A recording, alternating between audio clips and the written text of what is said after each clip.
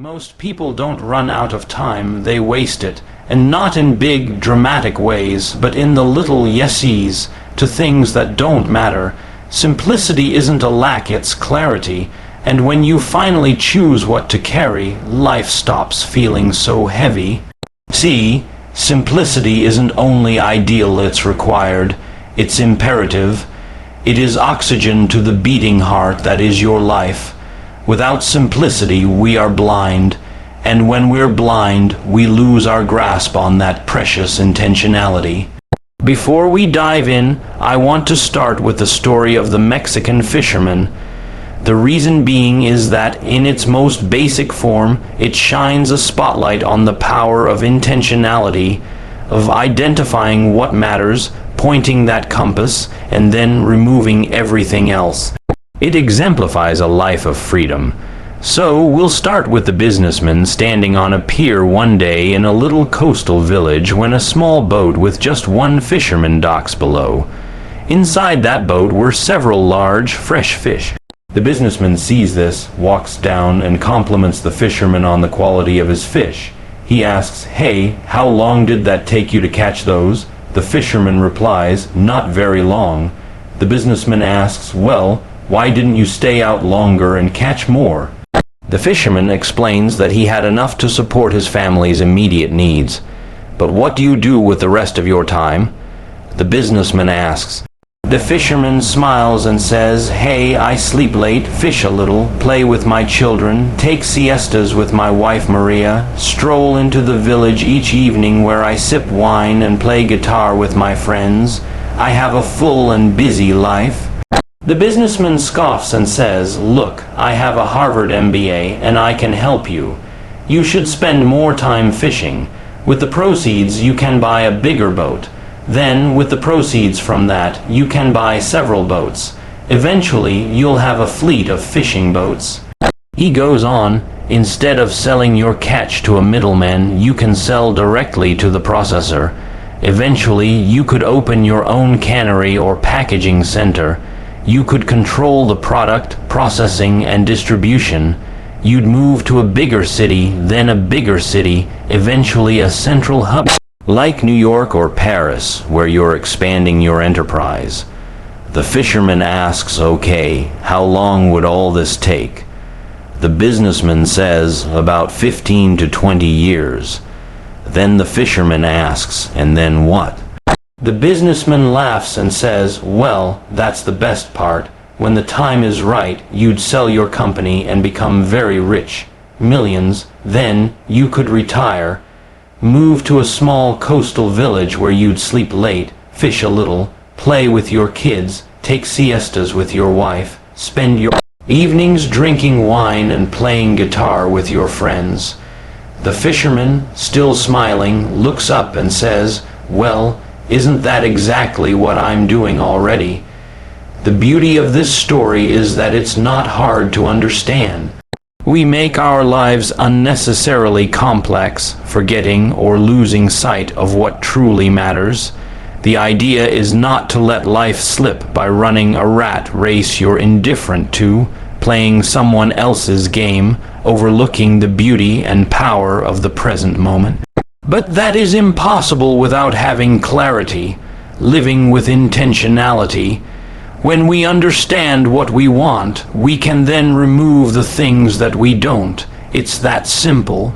If the fisherman in this story, let's say this is a thought experiment, if the game of wealth generation was everything to him, if he loved it, if it lit him up and inspired him, then we have a very different story on our hands. If he wanted to build an enterprise, then it's amazing. Take the businessman's advice and go get it. Scale this thing. Trade some of that time with your friends and family for shaking hands, iterating your process, and expanding your reach. But clearly, that's not what he wants at all. That beautiful life the businessman describes as obtainable later can be obtained now, if you're clear and intentional. So the fun part, how can we be more intentional? How can we make things more exciting, invigorating, beautiful, and clear? How can we remove distraction and invite in the stuff that makes us want to jump out of bed in the morning? Well, we decide on our North Star and let go of the rest. We delve into purpose and say goodbye to the pointless routine and obligation. All of it. Swing by swing, we take our axe to the tree of unnecessary distraction and complexity.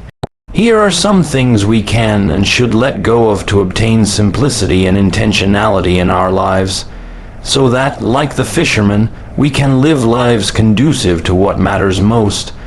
I'm sure you immediately know what I mean. That idea you have in your head of what the world thinks you should be doing things because you think you're supposed to, and so told me this is what success looks like.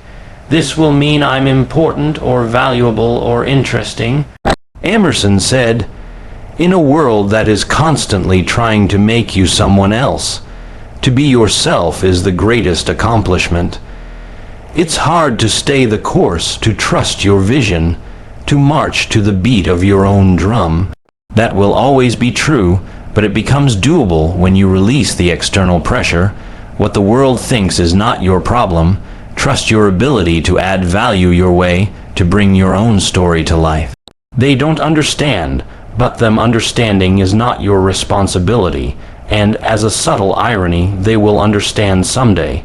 It's just that the road to someday has to be protected from the externalities and held dear.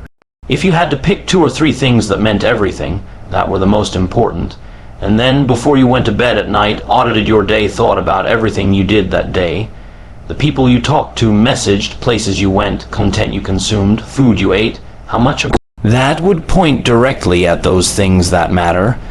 How much of it could be directly connected to what's most important?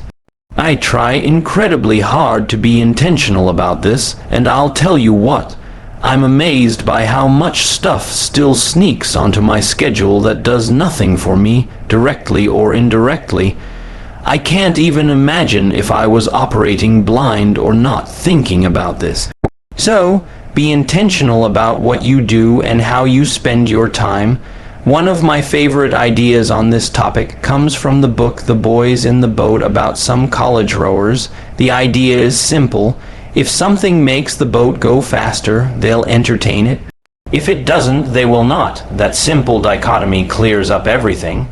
It positions the boat to succeed, and that's how you should be with what matters to you. This one's sneaky because learning is important. To learn is to grow, and to grow is to fully live. I'm not advocating for ignorance. I'm not suggesting you don't read, don't learn, don't consume. There's nuance here. What I am suggesting is that we often allow overconsumption to take the place of action and learning through doing. The best way to change things, to make progress, to bend reality, is to step out into the world without the answers. It's to go, as I once heard Joe Polish say, you can't hire someone to do your push-ups for you. Sometimes there is no mentor, no book, no lesson that can give you as much value as life itself, as mistakes, as trial and error. A book, a YouTube video, a podcast can plant seeds in your head to grow towards a life of infinite possibility. But they can also become the steel cage that keeps you in one place, looking out at folks less educated, less prepared, and less equipped building the world around you, because they had the courage to attack it. The excess partying to fill a void. When I was a kid, angry in my kitchen because I couldn't go down the street and play with my friends at Kyle's house due to a family dinner, I was told, Eddie, right now you have a fear of missing out, but fun will always be there. If you want fun, there will never be trouble finding it or going back to it. The people in the kitchen right now, you'll see as time goes by, they are what matters. I never forgot that message, and it's been true. If I ever wanted to have a beer or watch a game, there's a 100% chance I'd be able to figure that out. It's not challenging, but saying no to the partying, the beer, the girls, the distraction, try that. It's a lot harder, but simultaneously necessary to do anything significant in your life. If you can let go of useless distraction when it's time to build, time to walk toward what matters most to you, you will experience freedom like you cannot believe. When you push all these things aside, when you strip life down to its simplest form, to its essentials, you find yourself lighter. You find yourself able to climb that staircase with a little more ease, a little more pace. As you elevate, you become more free, more powerful. The sunset will be just a little more significant because it will feel like your sunset, as if God placed before you a little sign, a little piece of reassurance. It's the universe saying, hey, I know there were so many off-ramps available to you, so many detours you could have taken plan B, C, D, and E, yet here you are. You stayed true to yourself, you stayed committed, you didn't have to, but you did, and you should be proud of that. You should be proud of yourself, because I sure am proud of you. In a world constantly trying to make you someone else, you didn't just stay yourself. You used your reflection, your power, your authenticity to set your soul and the souls of those around you ablaze. One of life's greatest lessons is that yesterday is only as powerful as we allow it to be. Yesterday is an idea, a story, a movie that started and ended. Now, it's quite possible that story, or that ending, is disappointing. Or it hurts to look back on, perhaps a reminder of something that wasn't ideal, something you want to break away from. So the question is, why do we give that old story power? Why do we relive it, creating this self-inflicted wound? The past undoubtedly played a critical role. It brought you to where you are now. It shaped your world. You constituted your beliefs. It was the very road to this moment. And there's value in that.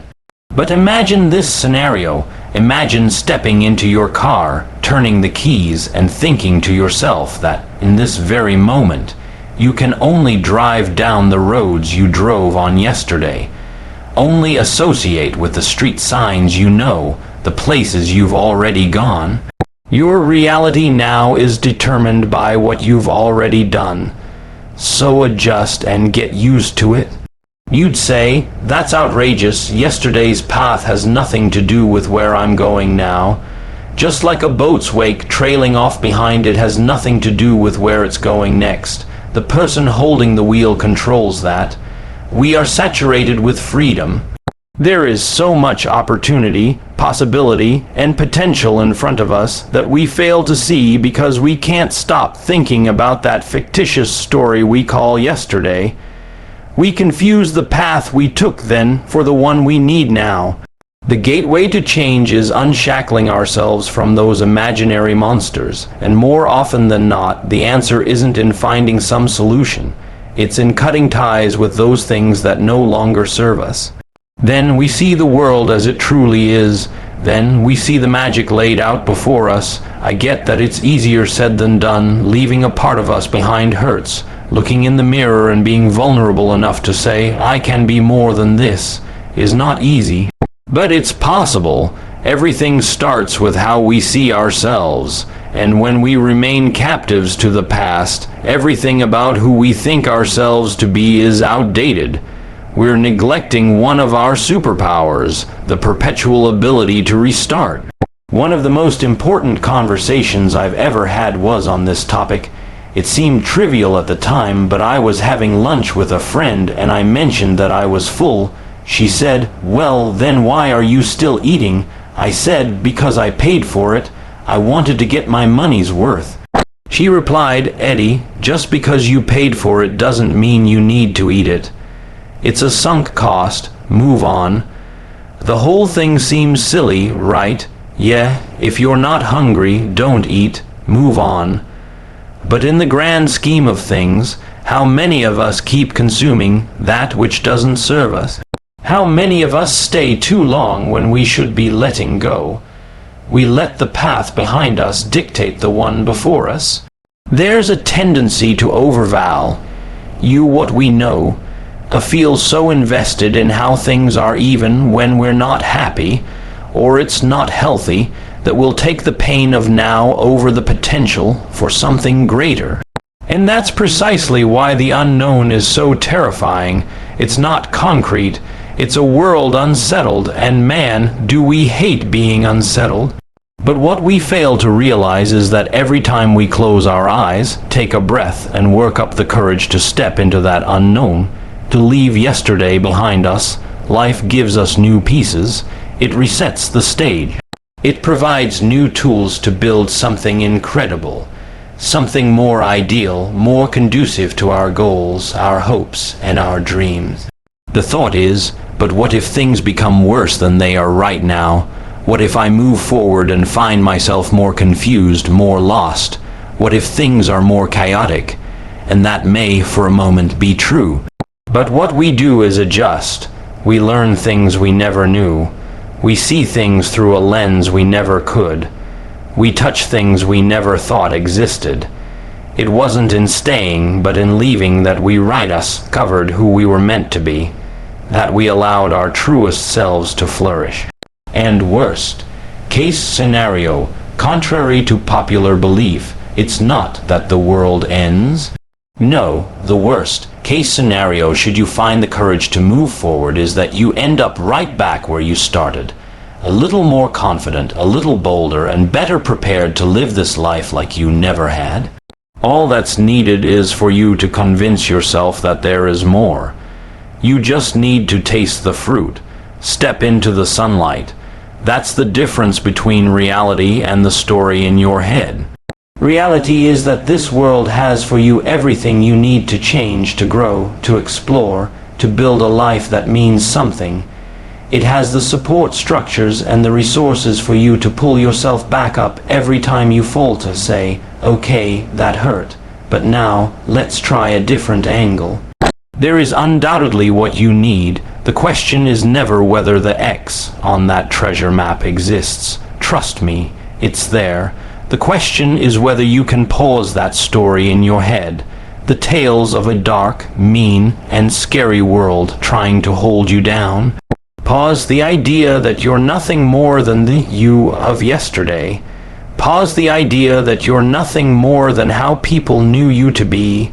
Pause the idea that you're nothing without that job title or that relationship. Pause the idea that you need him or her or them in your life every day.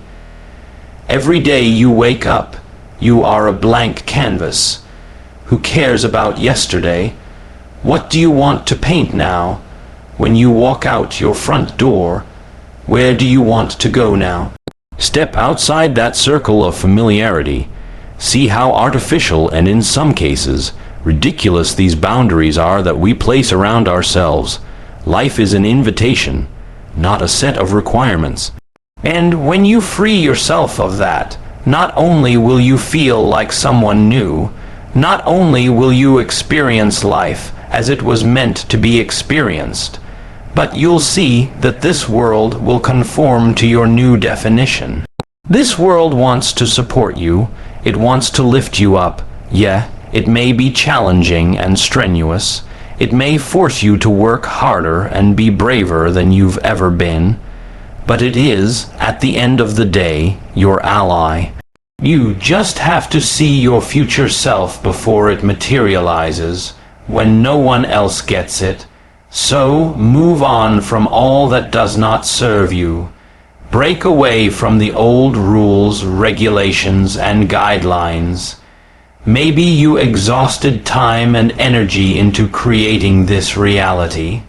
Maybe it feels like a monumental piece of your identity. Maybe right now is the only security you have. Fine, but my hope is that you can respect it and walk away, see it as the sunk cost that it is.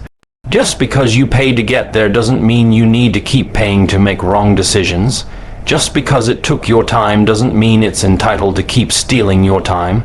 Just because it's part of your identity now doesn't mean it must be tomorrow. Just because it creates security doesn't mean it's right. Jails and steel bars are also incredibly secure. No, today we are breaking free, leaving the past in the past and setting our sights on the horizon. Today is the end of yesterday and the beginning of the rest of your life. I have long believed that the solution to even our biggest problems, our toughest tasks, our greatest challenges, they can be solved, or at least the process of solving them can begin exactly where you are, using only what you already have. Meaning, the solution to your problem exists in the room with you, an arm's length away, and you might hear that and think, dude, that's way too good to be true, that's too idealistic, it's too simple. But what I want to try and explain over the next few minutes is how the most important changes we make in life, the things that matter the most, are simple, incredibly simple, and it's only our tendency to make things unnecessarily complex that becomes the problem.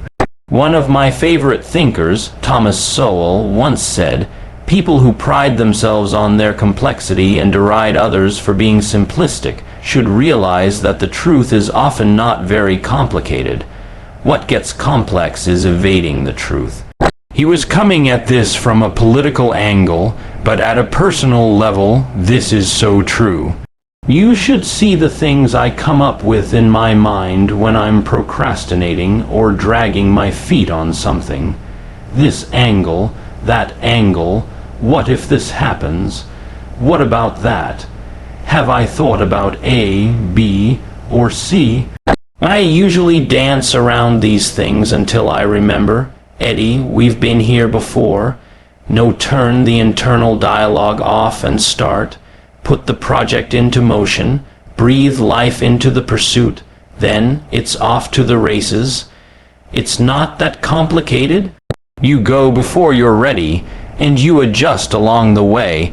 A few weeks ago, this was reinforced to me in a funny way, a seemingly trivial metaphor that, in its simplicity, can be truly valuable. Picture this. I was on a train in Venice, Italy, big family trip. We had all been overseas for about 5 weeks, so we weren't exactly traveling light. We had pretty big suitcases, the standard size you'd have to check if you were at an airport. But we weren't on an airplane. We were on a train with tight quarters and big suitcases, big crowd. We board this train, people start piling into their seats, and I'm like, okay, what do we do with these things? I'm looking around, seeing if I can find a place to store them. I point to one of them, and one of the folks working there just scowls and walks by. It's like, okay, I get it. We're the Americans in Europe with the big suitcases. It becomes a circus. Now, there's an overhead compartment where you can put bags above the seats, but it looks small. It looks tiny. My brother and I peer around and immediately go, no chance that's fitting. So I'm like, okay, well, we'll put the bags on our seats and either stand by them or sit on the suitcases. Let the people board the train, and then when everyone's sitting, we can move all our bags to the aisle. We're solving this thing in real time. Then suddenly, I just get this jolt of why not pick up one of the massive bags. And I just start jamming it into the overhead compartment. People all the way up and down the aisle are staring at me like I'm losing my mind. I'm trying to condense the suitcases as much as I can, and after about 30 seconds, the thing somehow fits. My brother jumps up out of his seat. We start grabbing the bags and jamming them all in this overhead compartment. Now, I need you to trust me. I feel dumb as I sit here even speaking this. Imagine how dumb I felt in that moment. This whole little traffic jam and commotion was avoidable. I didn't even really want to rehash this. I just want to let it fade into history. But it's one of those things where the more you think about it, the more the seemingly obvious solution is the point. I'm drawing up a plan to sit on a 55 lb bag and all this unnecessary nonsense, when the thing just fit where bags are supposed to go. Maybe it didn't seem like it at first, But regardless, the solution was right there in the overhead compartment. That's like dying of thirst right next to a lake. You're not too far from what you really needed, pal. Now let's take this to where it really matters, our personal lives, the things that weigh us down, the obstacles that feel big, ominous, and intimidating. Resolving them must call for some larger than life response, right? There must be some 5000-page answer book to encompass my solution here. Nah, not true. What's the simple, singular root of the issue, and how can you attack it head on? There's an idea I've talked about before but want to bring up again. Little hinges swing big doors. W. Clement Stone once said, "Little hinges swing big doors," meaning there are certain small things we do that have just this monumental impact. It's just that we aren't looking for them. We're not thinking about them the right way. These aren't of little consequence. They're decisions that have drastically changed my life, and I know they're right because I look at them now, and it just feels so obvious. Oh, look at the rocket scientist over there. He started stretching more, and now he doesn't pull his back every Thursday. But they only seem obvious in hindsight. When you're moving forward, they feel complex and messy and impossible. You know how difficult life feels when you can't open your eyes because of a headache. The last thing I was thinking was, get some electrolyte tablets off Amazon. It was way bigger than that it was. I hope whoever has to cut my head open and perform surgery knows what they're doing. We think the solutions need to be as painful as the problem. No, the reason we're still there, stuck in the issue, is because we put the problem on a pedestal. And I firmly believe that. So, my ask of you is to take a second and think about your life. Truly think about where you are and the so-called obstacles before you. Pretend you had to distill life down into its simplest form. If you had to, and I mean had to, find a solution right now where you are, where would you start? If you had to do one thing today that would give you the biggest bang for your buck, what could that look like? Solutions are not as big as the problem, and I think that's why they're hidden in plain sight. I think that's why we walk right by them. We think we need a team of Harvard neurologists when we need electrolyte tablets. We're running around trying to camouflage 5 cases of luggage when they can be squeezed into the overhead compartment. Use what you have where you are, because where you are, answers live.